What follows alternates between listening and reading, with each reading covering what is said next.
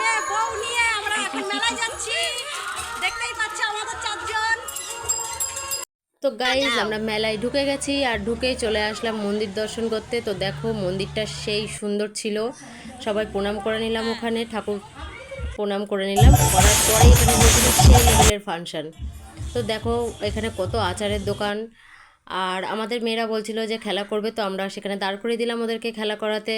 দুজনেই খেলতে দাঁড়িয়ে গেছিলো, খেলে তো ঘোড়ার ডিম কিছু পাই নাই, একজন তো কিছুই পায় না, একজনের ঝুড়ি পেয়েছে, ঝুড়ি পেয়ে তো সেই লেভেলের খুশি হয়েছে, তার জন্য ঝুড়ি নিয়ে একটা পোজও দিয়ে দিয়েছে, এক্ষুনি দেখতে পাবে তোমরা। দেখো ঝুড়ি নিয়ে সেই লেভেলের একটা পোজ দিয়ে দিয়েছে, এই যে দেখো।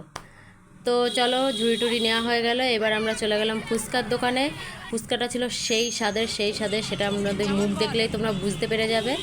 তো ফুচকা খাওয়ার পরেই আমরা চলে এসেছিলাম একটু লস্যি ট্রাই করতে। লস্যিটাও ছিল সেই লেভেলের মারাত্মক সুন্দর। খেলাম, খাওয়া শেষ, তারপরে আমরা চলে যাব এবার আস্তে আস্তে গুটি গুটি পায়ে চলে যাব সামনের দিকে।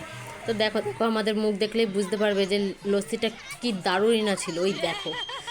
তো এবার চলে আসলাম ফাইনালি মোমোর দোকানে। মোমোটাও ছিল সেই লেভেলের সুন্দর গাইস, কি বলবো, মেলায় যে এত সুন্দর সুন্দর খাবার পাওয়া যায় আমি তো আগে কোনো দিন খাইনি গাইস, এই প্রথম খাইলাম। ও ও সেই স্বাদ, এখন তো আমার জিভে জল চলে আসছে আমার মোমোটা দেখে। দেখো দেখো দেখো, হেভি স্বাদ লেগেছে মোমোটায়।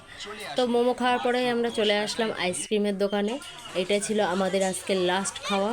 তো আইসক্রিম খাওয়া, তো এবার আমরা গুটি গুটি পায়ে চলে আসছিলাম বাড়ির দিকে। বাড়ি আসার পথে পড়ে গেল সুন্দর একটা শিব মন্দির, তো আমরা সেখানে একটু দর্শন করে নিলাম।